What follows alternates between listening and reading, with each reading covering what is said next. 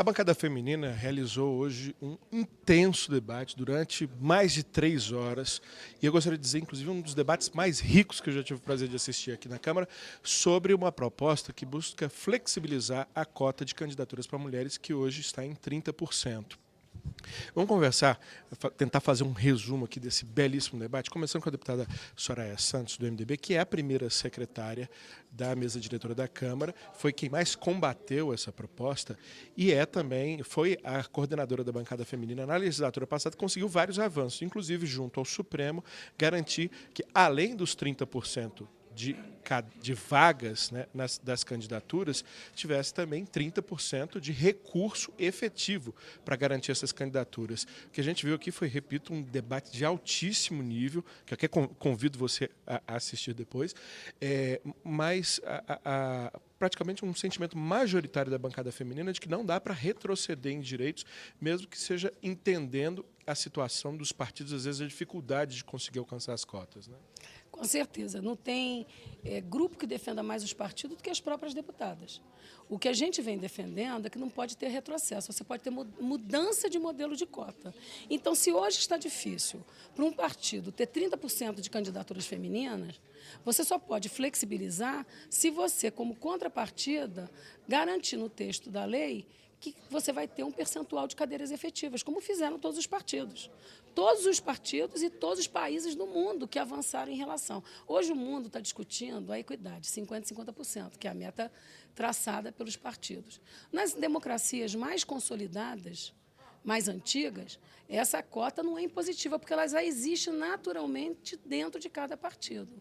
Mas, veja, bastou fazer um esforço de termos um tratamento mínimo igualitário, que foram dos recursos. Se nós temos 30%, tem que ter 30% mínimo de aplicação de recursos. Mas também de dar voz ao trabalho dessas mulheres, que foi 30% de tempo de televisão e rádio, que nós aumentamos historicamente a bancada feminina, em relação a toda a legislação, em 51%. Aliás, uma boa ideia. Né? Aliás, uma boa ideia. Então, o que a gente está discordando não é de entender a dificuldade dos partidos na candidatura.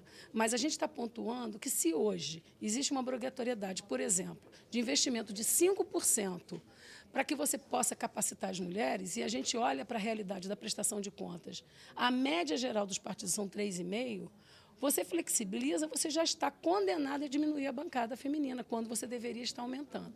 Então, o que a gente quer é que pode flexibilizar? Pode, desde que essa flexibilização saia casado com a aprovação de cadeiras efetivas, para que o Brasil não tenha retrocesso. E é muito importante saber que mais deputadas no Congresso e em cada casa legislativa são mais projetos votados na área de direitos humanos. Então, isso é muito importante. A senhora está querendo aproveitar a oportunidade, inclusive, que essa questão levantou de polêmica para fazer do limão uma limonada. Não, é evidenciar uma realidade. Isso é real. Então, quando a gente votou, por exemplo, legislações como foi a questão do feminicídio, e que teve senador que quis acabar com o feminicídio um ano depois, o que a mídia vem mostrando e os dados do Ministério da Justiça vem mostrando, que nós temos 13 mulheres mortas por dia. E as pessoas, às vezes, falam assim, nossa, parece que está brotando no jardim tantos casos de homens matando mulheres. Não, não está brotando. Houve uma legislação que tipificou, que queria saber o que é uma mulher que foi morta, por exemplo, por um latrocínio, ou uma mulher que foi morta por posse. E aí a gente vê o que está acontecendo no país. Então, nós temos que ter mulheres na política em todos os níveis. Não dá para ter uma única Câmara de Vereadores, uma única Assembleia Legislativa e um único Estado sem representação feminina. Perfeito. Muito obrigado, deputada Soraya Santos, que a gente deve sempre reconhecer, tem uma atuação marcante, impressionante em torno desses temas, o que, inclusive, levou a ocupar essa posição de primeira secretária, um cargo importantíssimo, primeira mulher a ocupar esse cargo de primeira secretária da Câmara dos Deputados. Mas a deputada Renata Abreu também tem uma peculiaridade, a única mulher que preside nacionalmente um partido, né? É a autora do projeto de lei que tem gerado essa celeuma, projeto de lei que, diga-se de passagem, tem pontos muito importantes para para a bancada feminina, que foram ressaltados aqui, como garantir que os 30% de recursos que hoje existem apenas por decisão do TSE sejam incorporados à lei, mas traz esse aspecto que gerou uma enorme polêmica, né? E a senhora teve uma posição aqui minoritária. Contou com apoios também de algumas colegas, mas a sua posição de dirigente partidária falou mais alto. Me parece que ali ao final a senhora foi sensibilizada pela possibilidade de alguma mudança para até evitar que a bancada feminina se mobilize tão contrariamente ao seu projeto. Queria que a senhora falasse sobre isso. Bom, primeiro que não se trata de flexibilizar cotas, existe uma garantia de cota. O que acontece muitas vezes, e a gente viu uma bancada feminina dividida, é porque aquelas que são dirigentes partidárias, elas entendem que esse novo formato de como essas cotas devem funcionar, elas não resultam num recuo. Porque quando você mantém as cotas de candidaturas, e é isso que está no projeto, se os partidos não preencherem hoje, eles têm que tirar um homem. Então, virou uma guerra de sexo. O que nós estamos propondo é que, se ele não preencher, ele é obrigado a deixar vazio. E aí, algumas entendem isso como uma não punição, que eu discordo, e quem é dirigente partidária também discorda. Porque quem conhece partido político sabe que qualquer candidato faz a diferença no coeficiente partidário. Num sistema proporcional sem coligação, o que faz a eleição de um vereador, de um deputado estadual, de um deputado federal, é a soma dos votos do grupo. Então, quanto menos candidatos, menos chances os partidos terão de eleger os seus representantes. Quanto menos candidatos, por exemplo, a deputado federal, independente de ser homem ou de ser mulher, menos fundo partidário um partido recebe. Portanto, não é um retrocesso, não vai acontecer dos partidos quererem não preencher as vagas. O que vai acontecer é uma política de que as mulheres que querem ser candidatas serão candidatas, terão mais recurso para investirem na sua campanha e a gente vai ter uma política mais efetiva de eleição. Agora, um argumento interessante que surgiu ao longo do debate, na boca de várias parlamentares, é que se busca fazer essa correção, na visão da senhora, de evitar a obrigatoriedade, que tem gerado candidaturas laranjas de mulheres, mas se esquece que também há candidaturas laranjas de homens, foram chamados de laranjos, né? Porque também há homens que são candidatos apenas para cumprir, né, essa quantidade máxima de candidatos e agregarem ali mais alguns votos que vão ajudar no coeficiente. Como é que a senhora vê esse argumento? E reitero a pergunta sobre quão sensibilizada a senhora está para o argumento de uma bancada que realmente está dividida, mas foi majoritariamente contra a proposta. Esse argumento é justamente a explicação do porquê que os partidos não têm interesse em manter vazias as candidaturas femininas. Por que existem homens laranjas? Para dar mais votos, mesmo que sejam poucos, para cumprir um coeficiente partidário? Então, concorda que um partido político não tem interesse nenhum em não lançar candidatas. E mais do que isso, a gente fez uma inovação no texto, que foi uma sugestão do PGE, que é, de fato, um incentivo à mulher, porque o que garantiu o aumento das cadeiras aqui na Câmara não foi somente as cotas de candidaturas. Tanto é que você vê que... Foi o dinheiro. Foi o dinheiro, foi o recurso. Isso é o que garantiu o maior crescimento na história do nosso país de candidatas eleitas mulheres. Então, o que nós estamos propondo, que foi essa sugestão do PGE, é que o voto da mulher compute o dobro para o fundo partidário do partido. Isso é uma política de incentivo efetiva. Por quê? Porque mesmo a mulher tendo menos voto que o homem, ela vale mais do que ele. Então, o resultado efetivo de incentivo é real. Então, esse é um projeto que eu acredito que não é um retrocesso, que não tem perda de punição, pelo contrário, existe a punição. Então, é uma discussão mais interpretativa do que qualquer outra coisa. Perfeito. Muitíssimo obrigado, deputada Renata Abreu, que, repito, presidente do Podemos, ela que é de São Paulo, única presidente no nível nacional que nós temos hoje entre os mais de 30 partidos brasileiros. Muito obrigado. E a gente vai chegar ali pertinho agora para conversar com a coordenadora da bancada feminina, que é também a secretária da Mulher e que teve a tarefa de conduzir esse riquíssimo, eu quero repetir, esse riquíssimo debate que a gente assistiu hoje, um momento ímpar de um debate de altíssimo nível entre as mulheres sobre políticas públicas que dizem respeito a elas. A gente, eu vou tentar reduzir resumir um pouquinho aqui, deputado, temos duas posições até o momento. A deputada Renata Abreu, que defende isso que ela não chama de flexibilização, mas vem sendo chamado por todos de flexibilização.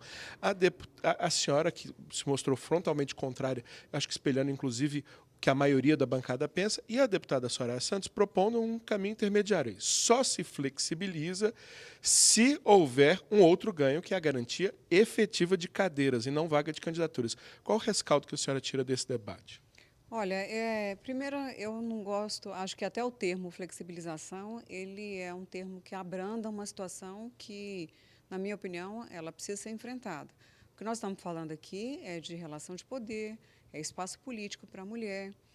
E eu fico até incomodada com a imagem de dizer, não, tudo bem, eu não estou tirando os 30% para as mulheres, mas se não tiver, fica ali reservado. É muito triste você imaginar a cadeira vazia representa alguém, dá possibilidade real para a mulher ser ouvida. Então, assim, acho que o projeto é um projeto extremamente... ele é ruim para as mulheres, o que não quer dizer que a gente não possa avançar, e foi a minha proposta de formar uma comissão técnica para ver o que é possível trabalhar no projeto para assegurar o direito das mulheres, mas nós não podemos fazer de conta que nós estamos como se fosse biologicamente a mulher não gosta de participar de política. Isso não é verdade. As relações políticas do Brasil, a relação de poder, o domínio dos partidos, o domínio feito pela... E não é uma coisa armada, mas é a ocupação do poder. Nós não podemos permitir que tenha retrocesso. Então, se a gente puder avançar em relação à garantia de vaga, sim, porque a vaga significa espaço ocupado efetivamente.